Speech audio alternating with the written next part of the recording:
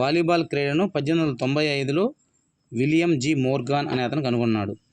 ఈ వాలీబాల్కి ఫస్ట్ ఉన్న పేరు మింటో నెట్. అయితే ఈ మింటో నెట్ కాస్త వాలీబాల్గా మారింది. దానికి కారణం డాక్టర్ ఏఎస్ అల్స్టెడ్ అని ఆయన చేశాడు ఆ పని.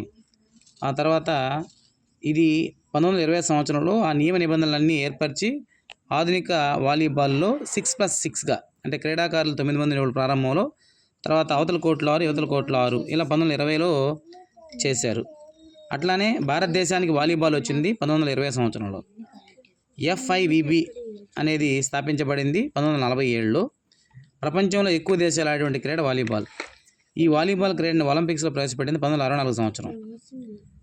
వాలీబాల్ ఫెడరేషన్ ఆఫ్ ఇండియాని 1957 సంవత్సరం స్థాపించారు. ఆ తర్వాత స్థాపించిన ఒక సంవత్సరానికి పురుషులకు జాతీయ వాలీబాల్ పోటీ నిర్వహించారు.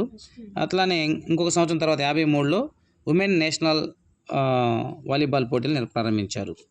అట్లానే 1964 ఒలింపిక్స్లో ప్రవేశపెడితే దీనికి 1958లో ఆసియా క్రీడల్లో పురుషులు ప్రవేశపెట్టారు. 62లో స్త్రీలకు ప్రవేశపెట్టారు. Volleyball motto get involved, keep the ball flying.